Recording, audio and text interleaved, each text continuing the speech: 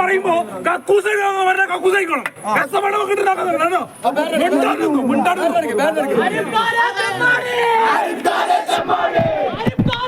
നമ്മുടെ ഡിഫിയുടെ നേതാവ് ആർഷയുടെ ഈ കലാപ്രകടനം കണ്ടിട്ട് മനസ്സുമുട്ടത്ത കുറച്ചുപേരെങ്കിലും ഈ കഴിഞ്ഞ ഇലക്ഷന് നമ്മുടെ CPM-ന്റെ പെട്ടി വീഴേണ്ട വോട്ട് മറ്റേതെങ്കിലും പെട്ടിയിലിട്ടിട്ടുണ്ടാകും. ഹായ്, ഞാൻ ഫെലിക്സ്. മറ്റൊരു വീഡിയോയിലേക്ക് എല്ലാവർക്കും സ്വാഗതം. ഇപ്പോൾ കഥ മെനയലും പത്രസമ്മേളനവും ഒക്കെ കഴിഞ്ഞ് വിശ്രമിക്കുന്ന നമ്മുടെ തിരുവനന്തപുരം മേയർ ആര്യ രാജേന്ദ്രനും അതുപോലെ ഇപ്പോൾ ഈ പത്രസമ്മേളനവുമായി നടന്ന് എല്ലാ പത്രക്കാരെയും മാധ്യമങ്ങളെയും ഒക്കെ തെറി വിളിക്കുന്ന നമ്മുടെ രാജ്യസഭാ MP A റഹീമിനും ഒരു കാര്യത്തിൽ ആശ്വസിക്കാം. എന്തായാലും അവർക്ക് എണ്ണിത്തിട്ടപ്പെടുത്താൻ പറ്റുന്ന വോട്ടുകൾ അവരുടെ പെട്ടിയിൽ വീണല്ലോ എന്ന കാര്യത്തിൽ അവർക്ക് ആശ്വസിക്കാം. ഒരു പക്ഷേ ഈ ബസ് വിവാദം ഇലക്ഷന് മുമ്പായിരുന്നു സംഭവിച്ചിരുന്നുവെങ്കിൽ പിന്നെ ഈ പെട്ടിയിൽ എന്തെങ്കിലും വോട്ട് വീഴുമോ എന്നുള്ള കാര്യം മൊത്തത്തിൽ ആശങ്കയിലായേനെ. നമുക്ക് ഇദ്ദേഹത്തിൻ്റെ ഈ പത്രസമ്മേളനം അദ്ദേഹം പറയുന്നത് നമുക്കൊന്ന് കേൾക്കാം. ഇങ്ങോട്ട് മാത്രം ചോദ്യം അങ്ങനെ കാണണ്ട. ഇതൊരു നിങ്ങൾ കേൾക്ക്. ഒരു ആരോപണം ഉയരുന്നു, താങ്കൾ ഇപ്പോൾ ഉന്നയിച്ചതാണ്, താങ്കൾ ഇപ്പോൾ സമർത്ഥിക്കുകയാണ്, ഇത് അതീവ ഗുരുതരമാണ്. ആണല്ലേ? ആര്യ രാജേന്ദ്രൻ ഉന്നയിച്ചത് അതീവ ഗുരുതരമാണെന്ന് നിങ്ങൾ എന്തേ ഇതുവരെ പറയാത്തെ? ഇപ്പൊ പോലീസിന്റെ പടലേക്ക് ചാരാൻ ഇപ്പൊ അത് ഉന്നയിക്കുന്നല്ലേ? അതെന്ത് സെലക്റ്റീവ്നെസ് ആണ്? ഒരു ജാള്യതം തോന്നുന്നില്ലേ? ഒരു ജാള്യതം തോന്നുന്നില്ല? ഇത് അതീവ ഗുരുതരമാണെന്ന് 3 തവണ എന്നോടിപ്പോൾ ചോദിച്ച താങ്കളും താങ്കളുടെ ചാനലും എന്തുകൊണ്ട് അത് അതീവ ഗുരുതരമാണെന്ന കാര്യം പ്രേക്ഷകരോട് പറഞ്ഞില്ല? ഒരു തവണ നിങ്ങളുടെ ബ്രേക്കിംഗ് ന്യൂസിൽ പറഞ്ഞില്ല? എന്തേ പറഞ്ഞില്ല? ഇദ്ദേഹം പറയുന്നത് ആര്യയുടെ നമ്മുടെ മേയറിൻ്റെ ആരോപണം ഗുരുതരമാണ് എന്ന് പത്രക്കാർ പറഞ്ഞില്ല എന്നുള്ളതാണ് ഇദ്ദേഹത്തിൻ്റെ ആരോപണം. ഈ ഗുരുതര ആരോപണം തെളിയിക്കേണ്ട ഈ ബസ്സിലെ മെമ്മറി കാർഡ് എങ്ങോട്ട് പോയി എന്നുകൂടി താങ്കൾ പറയണ്ടേ?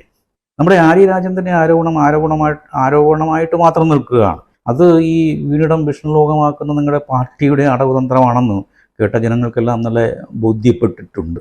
മാത്രമല്ല, നമ്മുടെ മേയർ ഗുരുതരമായ വീഴ്ചയാണ് നടത്തിയത്. മാത്രമല്ല, അത് കഴിഞ്ഞിട്ട് പത്രക്കാരോട് ഒരു പച്ച കള്ളമാണത് പറയുന്നത്.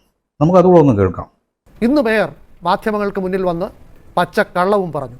ആദ്യം മേയർ എന്ന് പറഞ്ഞത് കേൾക്കാം. ബസ്സിന് കുറുകെയല്ല കാർ കിടക്കുന്നത്, അത് സിഗ്നലാണ്. സിഗ്നലിൽ ആ ബസ്സിന് മുന്നിലേക്ക് വാഹനം പാർക്ക് ചെയ്യുകയും ഞങ്ങൾ ഇറങ്ങിയതിന് ശേഷം വാഹനം മാറ്റിയിടുകയുമാണ് ചെയ്തത്. പോലീസ് വന്നതിന് ശേഷമാണ് ബസ് മാറ്റിയിട്ട് ഡ്രൈവറെ ഇറക്കുന്ന ഒരു സാഹചര്യം ഉണ്ടായത്. ഇവർ ഈ പറഞ്ഞ ഈ ജനങ്ങളെ തെറ്റിദ്ധരിപ്പിക്കുന്ന രീതിയിലും കള്ളം പറഞ്ഞതിലും ഈ ജോലി രാജിവെച്ചവർ പോകേണ്ടതാണ്.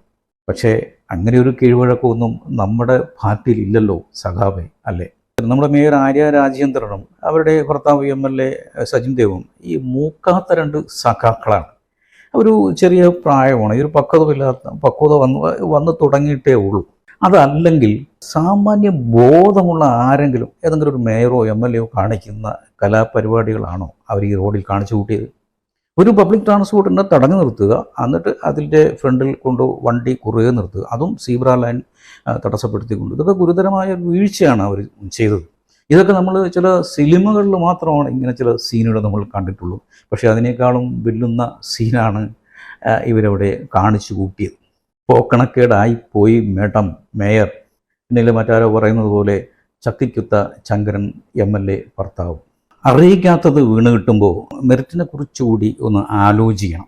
ഈ അറിയിക്കാത്തത് കിട്ടുമ്പോൾ വിനയവും വിധേയത്വവും കുറച്ച് കൂടാറുണ്ട്. അത് മേഡം എന്തായാലും പാർട്ടിക്ക് വേണ്ടി അതൊക്കെ ചെയ്തു കൊടുക്കുന്നുണ്ടല്ലോ. ഇത് പണ്ട് നമുക്ക് ഒരു കോർപ്പറേഷൻ ഒരു നിയമനവുമായി ബന്ധപ്പെട്ട് നമുക്കറിയാം, ഒരു കത്ത് വിവാദം വന്നത് നമുക്കറിയാം.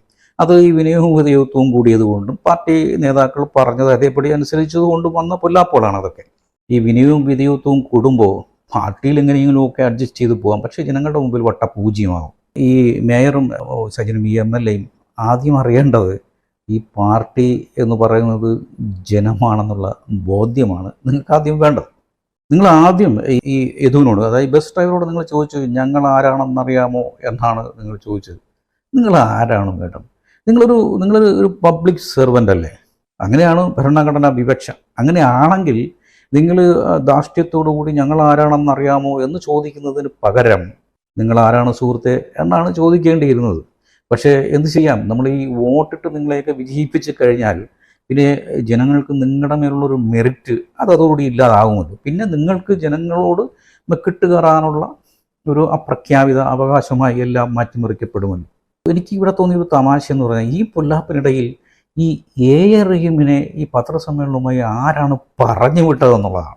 നമുക്ക് അദ്ദേഹത്തിൻ്റെ ആ പത്രസമ്മേളനം ഒന്ന് കേൾക്കാം, അദ്ദേഹം പറഞ്ഞതൊന്ന് കേൾക്കാം. പോലീസ് വന്ന് ആരെങ്കിലും ഇറക്കി വിട്ടോ? ഈ കണ്ടക്ടറുടെ നാട്ടുകാരനാണ്, അതല്ല ഞാൻ പറഞ്ഞത്. ആദ്യത്തെ ഇൻസ്റ്റൻസിൽ തന്നെ ബന്ധപ്പെട്ട ഒരാളെ ഞാനെന്ന് പറഞ്ഞതല്ലേ. എന്നെ അർദ്ധരാത്രിയിൽ കണ്ടക്ടർ വിളിക്കുന്നുണ്ട്, ഇങ്ങനൊരു സംഭവം ഉണ്ടായതായി എന്നെ അറിയിക്കുന്നുണ്ട്. അറിയിക്കുന്നത് എങ്ങനെയാണ്? ഇത് ഇയാളും പോസ്റ്റായി ഇവിടെ നിൽക്കുകയാണല്ലോ, ഈ വണ്ടി പിടിച്ചിട്ടു, ഇയാൾക്കും പോകാൻ പറ്റുന്നില്ല, ഇയാൾക്ക് പുലർച്ചെ ഒരു യാത്രയുണ്ട്, ഇങ്ങനൊരു സംഭവം ഉണ്ടായി.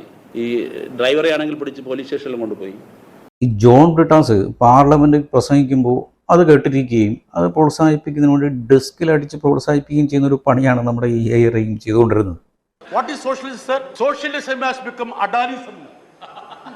That is a new word, Adanism. See, many of the members think, sir, democracy has turned to be namocracy or modiocracy. മുല്ലപ്പൂമ്പടി എട്ടികിടക്കും കല്ലിനുമുണ്ടാം സൗരഭ്യം എന്നതുപോലെ ഇതൊക്കെ കേട്ട് പഠിച്ച അദ്ദേഹത്തിന് ആ ഒരു മെച്യൂരിറ്റി എങ്കിലും ഒരു പത്രസമ്മേളനം നടത്തുമ്പോൾ കാണിക്കണ്ടേ? ഇതൊക്കെ എന്തൊക്കെയാണ് അദ്ദേഹം വിളിച്ചു പറയുന്നു. ഞാൻ ബസ് കണ്ടക്ടറെ വിളിച്ചിരുന്നു, കണ്ടിരുന്നു, എന്തൊക്കെയോ വാങ്ങിയിരുന്നു, ശേഖരിച്ചിരുന്നു എന്നൊക്കെയാണ് അദ്ദേഹം പറയുന്നത്. ഇദ്ദേഹം ഇങ്ങനെയൊക്കെ പറയുമ്പോൾ നമ്മുടെ ആര്യ രാജേന്ദ്രൻ കൂടുതലായി പ്രൊട്ടക്ട് ചെയ്യപ്പെടുമെന്നാണ് അദ്ദേഹം ധരിക്കുന്നത്. എന്നാൽ അത് തെറ്റാണ്. ഇദ്ദേഹത്തിൻ്റെ ഈ വിട്ടുവായ്ത്വം കൊണ്ട് ആര്യ രാജേന്ദ്രൻ കൂടുതൽ കുരുക്കിലാണ് പെട്ടിരിക്കുന്നത്. ഈ ആരോപണ വിധേയനായ ബസ് ഡ്രൈവർ വളരെ കാർക്കശ്യത്തോടുകൂടി അദ്ദേഹം നിയമപരമായിട്ട് മുന്നോട്ട് പോയാൽ നമ്മുടെ MLA-യും മേയറും കുറച്ച് ബുദ്ധിമുട്ടും. അതുപോലെ തന്നെ ഈ മെമ്മറി കാർഡ് പോയ വഴിയെക്കുറിച്ചും നമ്മുടെ എ റഹീം പറയേണ്ടി വരും.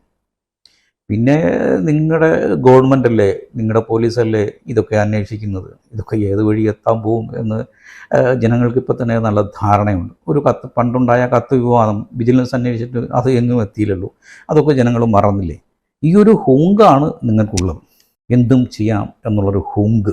നിങ്ങളെ ഒന്നും പറഞ്ഞിട്ട് കാര്യമില്ല. കാരണം നിങ്ങളെയൊക്കെ പറഞ്ഞ് നേരെവഴിയാക്കേണ്ട, പറഞ്ഞു പഠിപ്പിക്കേണ്ട നിങ്ങളുടെ മുന്തിയ നേതാക്കൾ തന്നെ ഇങ്ങനെയൊക്കെ പറയുമ്പോൾ, എങ്ങനെയൊക്കെ പറയുമ്പോൾ അതുകൂടെ നമുക്കൊന്ന് കേൾക്കാം. ഞാൻ ഒരു കുറവുണ്ടായില്ല. ആ ഡ്രൈവറെയാണ് ജാഗ്രത കുറവുണ്ടായത്. അദ്ദേഹത്തിനെതിരായിട്ട് മുമ്പ് ഇതേപോലുള്ള പ്രശ്നങ്ങൾ ഉണ്ടായിട്ടുണ്ട് ആ ഡ്രൈവർക്ക്. അപ്പോൾ ആ ഡ്രൈവർ ശരിയല്ലാതെ രീതിയിലുള്ള ചില ആംഗ്യങ്ങൾ കാണിച്ചതിൻ്റെ ഭാഗമായിട്ട് വന്ന പ്രശ്നം അത്. അപ്പോഴാണ് ചോദ്യം ചെയ്യാൻ പോയത്. അതിൽ വേറെ ജാഗ്രത കുറവൊന്നുമില്ല. ഞങ്ങൾ കണ്ടുകൊണ്ടിരിക്കുകയല്ലേ എന്താണ് നടക്കുന്നത്. ഒരാളിൻ്റെ മേലെ ചാടി വരികയാണ്. ഈ ചാടി വരുന്നയാളെ ചില ചെറുപ്പക്കാരും കൂടി അങ്ങോട്ട് പിടിച്ചു മാറ്റുന്നുണ്ട്, അങ്ങോട്ട് തള്ളി മാറ്റുന്നുണ്ട്. അത് രക്ഷിക്കാനല്ലേ, ജീവൻ രക്ഷിക്കാനല്ലേ. ജീവൻ അപകടപ്പെടുത്താനുള്ള തരത്തിൽ ചാടി വരുമ്പോൾ അതിനെ നല്ല ബലം പ്രയോഗിച്ച് തന്നെ അങ്ങോട്ട് മാറ്റണമല്ലോ. ആ മാറ്റലാണ് നടക്കുന്നത്. ഞാൻ കണ്ടുകൊണ്ടിരിക്കുകയല്ലേ, ഞാൻ ആ ബസ്സിൻ്റെ മുമ്പിലിരിക്കുകയല്ലേ, എൻ്റെ കൺമുന്നിലല്ലേ നടക്കുന്നത്. അവരിങ്ങനെ തള്ളി മാറ്റുകയാണ് അയാളെ. എല്ലാം നമ്മളെല്ലാവരും കണ്ടുകൊണ്ടിരുന്ന കാര്യമല്ലേ. അതൊരു അക്രമമാണ്. അത് ബസ്സിൻ്റെ മുന്നിലേക്ക് ചാടി അയാൾ അപകടപ്പെടാതിരിക്കാനുള്ള, ജീവൻ രക്ഷിക്കാനുള്ള മാർഗമാണ്. ഇവിടെ ഒരു ഗുരുതരമായ വീഴ്ച വരുത്തിയതിനെ നമ്മുടെ സംസ്ഥാന സെക്രട്ടറി ഗോവിന്ദൻ മാഷ് അതിനെ ന്യായീകരിക്കുകയാണ്, സപ്പോർട്ട് ചെയ്യുകയാണ്.